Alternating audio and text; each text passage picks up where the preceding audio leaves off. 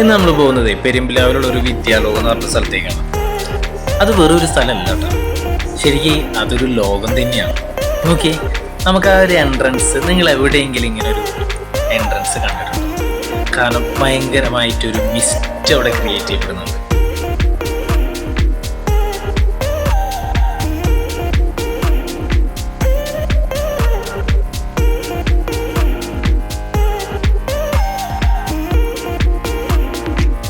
ഇനി നമ്മൾ കാണുന്നതേ പണ്ടത്തെ ഒരു ചായക്കടയാണ്. നോക്കിയേ, എന്ത് രസമല്ലേ! ഇതൊക്കെ നമുക്ക് ഇന്നത്തെ കാലത്ത് എവിടെയെങ്കിലും കാണാൻ പറ്റും നമ്മൾ ചിന്തിച്ചിട്ടില്ല. അതാണ് വിദ്യാലോകം. മൂന്നാറ് അല്ലെങ്കിൽ വയനാടൊക്കെ നമ്മൾ വന്നുള്ള ഒരു അവസ്ഥ എന്താണോ അതേപോലെയാണ് നമുക്ക് അവിടെ ചെന്ന് അനുഭവപ്പെടുക.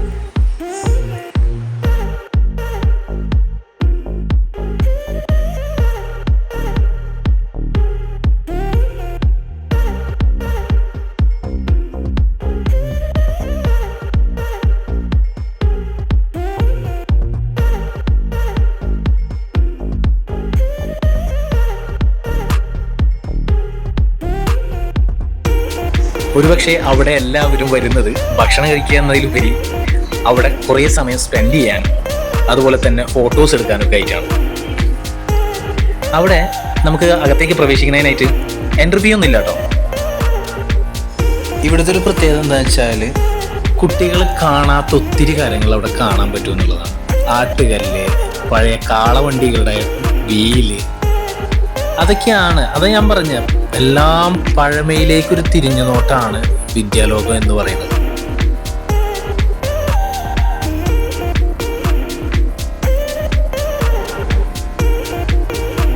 SR സ്റ്റോഴ്സ്, അതായത് പഴയ ഒരു കാലഘട്ടത്തിൽ കടകൾ എങ്ങനെയായിരുന്നു അതാണ് ഇവിടെ അവർ കൊണ്ടുവന്നിട്ടുള്ളത്. നോക്കിയേ, ഔഷധശാല. സത്യത്തിൽ ഔഷധശാലയും അതുപോലെ തന്നെ മലഞ്ചരക്ക് വ്യാപാരം എന്ന് പറയുന്ന കടകളും ടൈലറിങ് ഷോപ്പ്, ഇവിടെ എല്ലാമാണ് നമ്മൾ ഭക്ഷണം കഴിക്കാൻ വേണ്ടി ഇരിക്കുന്ന സ്ഥലം. അതാണ് ഒരു പ്രത്യേകത. ഈ കാണുന്നതാണ് തിയേറ്റർ. പഴയ കാലത്ത് തിയേറ്റർ എങ്ങനെയായിരുന്നു, അതായത് സിനിമാ കോട്ട, ആ പേര് പറയുമ്പോൾ അതിനൊരു പൂർണ്ണത ഉണ്ടാവുള്ളൂ.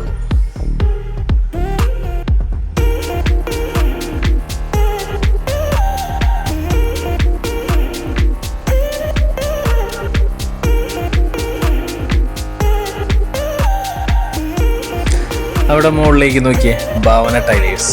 അവിടെ ഒരു ഫോട്ടോയ്ക്ക് പോസ് ചെയ്ത് നിൽക്കുകയാണ്. വളരെ മനോഹരമായിട്ടുള്ള കാഴ്ചകളാണ് അവിടെ ശരിക്കും ഉള്ളത്.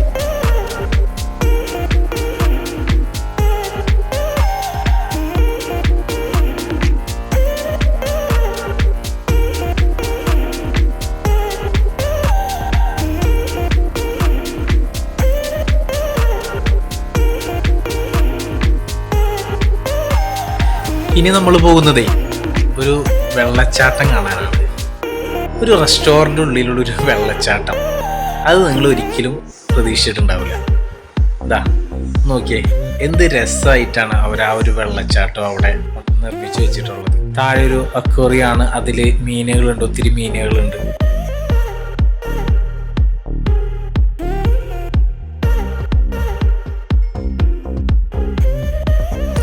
എല്ലായിടത്തും ഫോട്ടോസ് എടുക്കുന്ന ആൾക്കാരാണ് നമുക്ക് അധികം കാണാൻ പറ്റുക. അതോടൊപ്പം തന്നെ ഭക്ഷണം കഴിക്കുന്നവരെ.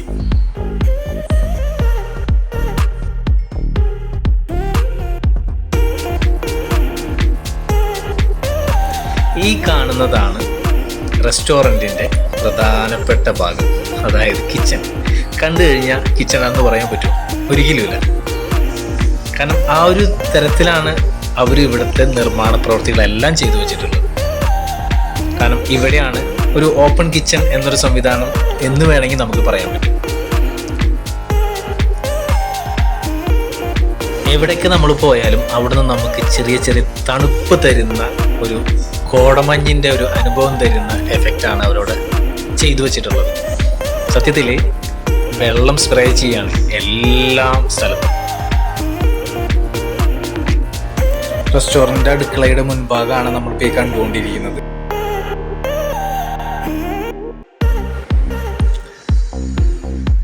ദുബായിലെ പ്ലേറ്റിൽ കണ്ട കരിമീൻ പൊള്ളിച്ചതാണ്.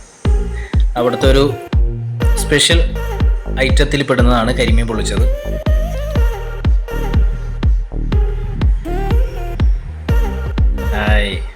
കരിമീൻ പൊള്ളിച്ചത് നല്ല രുചി ഉണ്ടായിരുന്നു കേട്ടോ. നല്ല ചൂടായിരുന്നുകൊണ്ട് തന്നെ ഞങ്ങളുടെ ദുബായിയുടെ കൈ പൊള്ളിപ്പോയി.